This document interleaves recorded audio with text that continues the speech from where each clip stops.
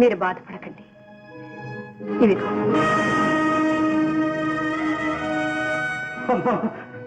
పర్వాలేదండి. వచ్చిన అప్పులు వాళ్ళకి ఈ నగలించి పంపించాలి. దైవం ఎన్ని విధాలు ఆడించినా మన ఆడి తప్పడం పాడి కాదు. కింద పడిన డబ్బులు ఏరుకోవచ్చు కానీ పడిపోయిన గౌరవాన్ని తిరిగి తెచ్చుకోలేదు. సంకోచించకండి. వద్దమ్మా, వద్దు. నా గౌరవం నేలపాలైనా పర్వాలేదు, కానీ నా ఇంటి మహాలక్ష్మి దాని బొట్టుతో సహా దోచుకోలేనమ్మా. వద్దు తల్లి, వద్దు.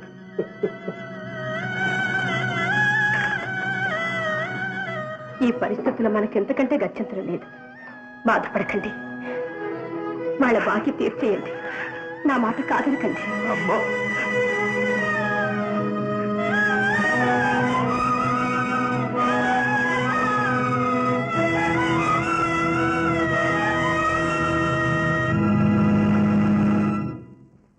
ఏమిట్రా బొమ్మలా కూర్చున్నారు? ఎవరైనా ఏమైనా అన్నారా? అమ్మే మరే అమ్మ దొంగ చెప్పొద్దని సైగ చేస్తున్నావా? పోనీ నువ్వే చెప్పు. అమ్మ నగలన్నీ పద్మానికి ఇచ్చేసాను. అవును బాబాయ్, నాన్న పైకి వెళ్తే సాంగ్ పినేదో అన్నది. నాన్న బాధపడుతూ కిందకు వస్తుంటే పెద్ద పిని అప్పులోడికి ఏమైనా నగలని ఇచ్చేసి.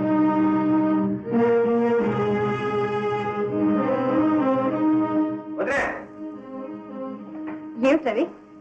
అబ్బే ఏం లేదు వదిలే. కాలేజ్ జీతానికి పుస్తకాలకి 300 కావాలని చెప్పానుగా, అది ఇప్పుడు అర్జెంటుగా కావాలి. అలాగే రవి, ఒక్క 4 రోజులు ఇస్తాను. ఎప్పుడు అడగగానే ఇచ్చేదానివి, ఇప్పుడు ఆగమంటున్నావే? మధు అన్నయ్యకు వచ్చిన జీతం ఏం చేశారు? అంతా ఖర్చు అయిపోయిందా? అదేమిటి రవి, సంసారం అన్నాక ఖర్చులు అవసరాలు ఉండకుండా ఉంటాయా? అయితే నా అవసరాలు ముఖ్యం కాదన్నమాట. మాట్లాడే వదినా. పోనీ కాలేజీ మానేమంటావా? వద్దు, అంత పని చెయ్యొద్దు బాబు. అలా అయితే నీ నగలు తాకట్టు పెట్టించైనా డబ్బే వదినా. నీ చేతి గాజులు ఏమైనాయో తెలుసుకోలేనంత అవివేకం కాదు. మధురన్నయ్య చేతం ఆవిడ గారు ఇవ్వనన్నది కాదు. పెద్దన్నయ్య అడగటానికి వెళ్తే అవమానం చేసింది కాదు. ఎందుకమ్మా నా దగ్గర దాస్తా? ఇన్ని జరుగుతున్నా నువ్వు సహించి ఊరుకున్నా నేను ఊరుకోను. ఎవరికి ఇష్టం కానీ కష్టం కానీ ఇలాంటి స్వార్థాన్ని ఇంట్లో సాగలేవు. వదిలే, ఆ డబ్బిలా డబ్బా? ఏ డబ్బు? ఏ డబ్బు ఇప్పుడే చూపిస్తా. ఇదిగో మేడం, కలెక్టర్ భార్య అన్న అహంకారంతో నీ ఇష్టం వచ్చినట్టు మాట్లాడటానికి వీల్లేదు ఇంట్లో. ఎంత తమ్ముడైతే మాత్రం అంత దౌర్జన్యంగా డబ్బు లాక్కుపోతుంటే చూస్తూ ఊరుకుంటారేంటి? ఊరుకోకేం చేస్తాడు?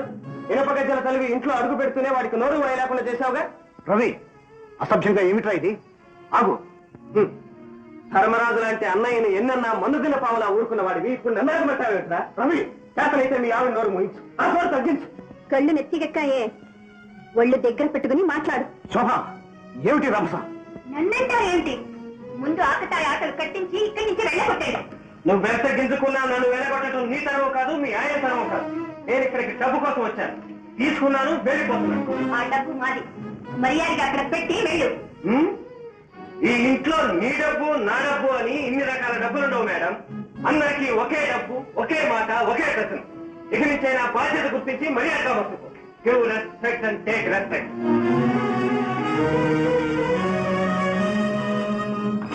ఇదిగో డబ్బు, వెంటనే నీ నగలు తెప్పించు. నువ్వు చేసిందేమిటి? ఎవరు తెమ్మన్నారు నిన్ను? ఇంటి కష్ట సుఖాలు తెలుసుకోకుండా ఇలా స్వార్థంతో డబ్బు దాచుకుంటే చూస్తూ ఊరుకోమంటావా? రవి, ఇలాంటి విషయాల జోక్యం కలిగించుకోవడానికి నువ్వెవరు? అసలు ఈ డబ్బు తేవడానికి నీకేం అధికారం ఉంది? అధికారం లేకపోతే నీ అందరి మద్దతు ఉందిగా, అందుకే ఇంత పట్టబక్క లేకుండా ఉన్నాడు. నన్ను నోటి వచ్చినట్లు మాట్లాడి దౌర్జన్యంగా లాక్కు వచ్చాడు. నాదా దౌర్జన్యం? అమాయకులైన పిల్లల మీద నువ్వు చేయి చేసుకోవడం దౌర్జన్యం కదా? చేసుకున్న వాడిని చెవులు పట్టుకుని ఆడించడం అహంభావం కదా? నీ తప్పులన్నీ కప్పిపుచ్చుకుని పైగా చెప్పొచ్చావా? వెళ్ళు. రవి, పెద్ద చిన్న విచక్షణ లేకుండా ఏమిటో వాగుడు. ముందు ఆ డబ్బు వదిలికిచ్చి చేసిన తప్పుకో క్షమాపణ చెప్పుకో. ఇంకేం మాట్లాడుకో. నేను చేసింది తప్పే అయితే క్షమించమంటున్నా. ఆహాహా, బాగుంది నాటకం. డబ్బు నా చేతికి రావడం చూసి ఓరవలేక దాన్ని ఎలాగైనా రాబట్టుకోవాలని బావగారిని పంపించావు. ఆ పాచికి పారకపోయేసరికి మళ్ళీ మరిదిని ఉసికొల్పావు. ఇప్పుడేమో పెద్ద నంగనాచులా మాట్లాడుతున్నావు. ఇంతవరకు నువ్వు ఇంట్లో ఎవరు నిన్న సహించాను, ఆఖరికి నన్ను అవమానించినా భరించాను. కానీ ఇంట్లో అందరూ కులదైవంగా భావించే ఈ ఇల్లాలని తోలనాటందుకు ముందుకి క్షమాపణ చెప్పు. ఎందుకు చెప్పాలి? మీరందరూ ఆవిడ ఆడించినట్లే ఆడే తోలుబొమ్మలు. నేనేనా ఆమె మోచేతి నీళ్లు తాగేదాన్ని కాదు. ఆవిడికి క్షమాపణ చెప్పుకోవాల్సిన అవసరం నాకేం లేదు. శోభ, నీకు తన మన ముందు చెప్పినట్టు, లేకపోతే నీకు ఇంట్లో స్థానం లేదు. చెప్తా మాట్లాడు. లక్ష్మి, ఆవిడ చూస్తాను గిరి దాటిపోయిందమ్మా. ఈ ఇంట్లో ఉంటే అర్హత పోగొట్టుకుంది. అన్నయ్య, చివరికి ఇది ఇంత ప్రళయంగా మారుతున్న దురదృష్టం. జరిగిన దానికి నన్ను క్షమించన్నయ్య. నా తరఫున మీరేం క్షమాపణలు చెప్పక్కర్లేదు. కాపురానికి వచ్చినప్పటి నుంచి ఇంట్లో అందరికీ కంట్లో నలుసనైపోయారు. ఎవరెంత ఆక్షేపించినా ఎత్తి పొడిచినా అన్ని సహించి ఊరుకున్నారు. చివరికి ఇక వెళ్ళిపోమన్నారు. అలాగే ఇక ఇక్కడ ఉండాల్సిన కర్మ నాకేం పట్టలేదు. శోభ, శోభ, శోభ!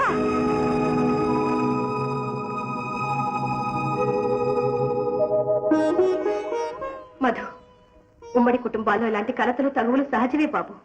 నువ్వు వెళ్ళి ఎలాగైనా శోభకు నచ్చజెప్పి మళ్ళీ ఇంటికి తీసుకురా. ఇంత రాద్ధాంతం చేసిపోయాక మళ్ళీ అక్కడికి వెళ్ళమంటావు ఏంటి వద్దా? ఆడదాని కోపం గాలివాన లాంటిది, కానీ ఎల్లకాలం ఉండేది కాదు. కోరి చేసుకున్న పిల్ల అలిగి వెళ్ళిపోయినా పుట్టింట్లో ఉండలేదు మధు. నా మాట కాదనికి వెళ్ళి శోభను తీసుకురా. వెళ్ళు మధు.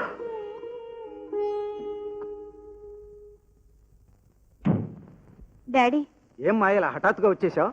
మీతో మాట్లాడాలి. రాణిగారి దగ్గరికి అర్జెంటుగా వెళుతున్నాను. దారిలో మాట్లాడుకుందాంరా. అది కాదు డాడీ. రామ్మ, రాణిగారికి నేను పరిచయం చేస్తాను. రా.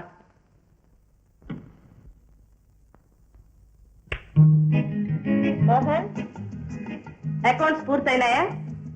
అంతా కరెక్ట్ గా ఉందా? క్యాష్ బ్యాలెన్స్ 50,000 తక్కువగా ఉందమ్మా. పైగా బిల్లులన్నీ కూడా దొంగ బిల్లులను రుజువు.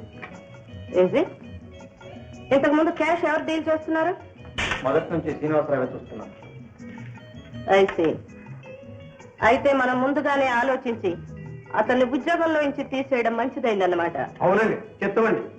మీరంతా చాలా మంచివాడు అనుకుంటున్న శ్రీనివాసరావు సంగతి ఇప్పుడైనా అర్థమైందా? అవునండి, సమయానికి మీరు మిల్లు కొన్నారు కాబట్టి మేమంతా ఒడ్డెక్కాం. లేకపోతే శాంతం మునిగేవాళ్ళం.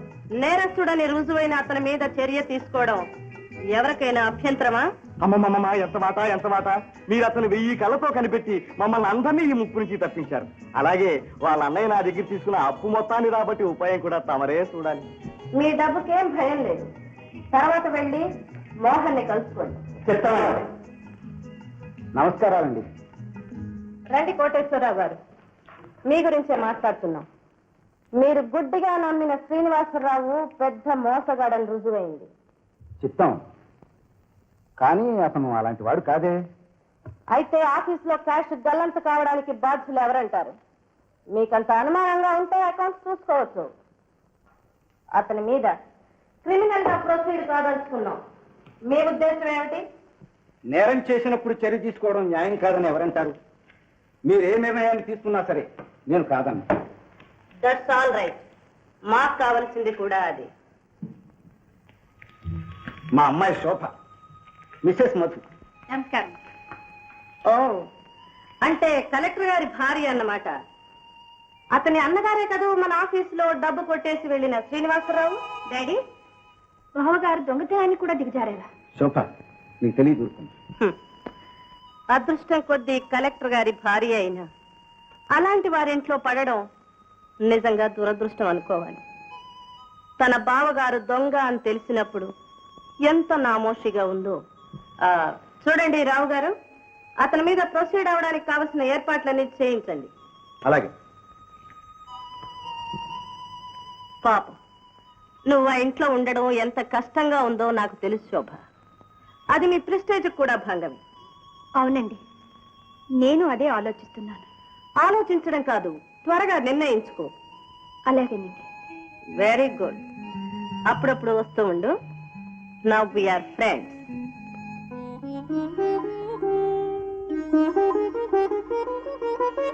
వచ్చేసారా? మంచి పని చేశారు. మీరు వస్తారని నాకు బాగా తెలుసు. ఎలా అయితే ఇద్దరం బయటపడ్డాం. అయిందేదో అయింది, మన ఇంటికి వెళ్దాం రా. మధు, మీ వెంట అడవికి రమ్మన్నా వస్తాను, కానీ ఆ ఇంటికి మాత్రం రాను. మీరైనా అక్కడ ఉండడం మీ గౌరవానికి ఎంత భంగమో ఆలోచించండి. శోభ, మనం ఆ ఇంట్లోంచి వెళ్ళిపోవటం భావ్యం కాదు. కళ్ళు రెండు నా మీదే పెట్టుకున్న మా అన్నయ్య కృంగిపోతాడు. మా వదిన కూడా బాధపడుతుంది. వదిన బాధపడుతుంది, కానీ కష్టాలలో పాలు పెంచుకునే దాన్ని, కట్టుకున్న భార్యని నన్ను మీ వాళ్ళు గడ్డిపోచగా తీసి పారేస్తుంటే నీకేం బాధ లేదు. నిన్ను కించపరుస్తున్నానని ఎప్పుడు అనుకోకు. మా కుటుంబం పట్ల నా బాధ్యత కూడా ఆలోచించు. నా మర్యాద కాపాడటం కోసమైనా నువ్వు నాతో రాక తప్పదు. నన్ను అనవసరంగా బలవంతం చేయకండి.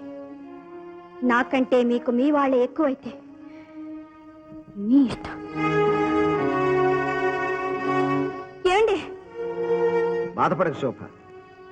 నిన్నింత నిర్లక్ష్యం చేస్తున్నప్పుడు నువ్వు ఇంకా ఇంటికి వెళ్ళవలసిన అవసరమే లేదు.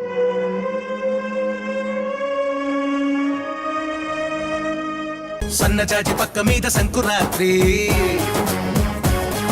మొగుడు పెళ్ళాలుగా మొదటి రాత్రి,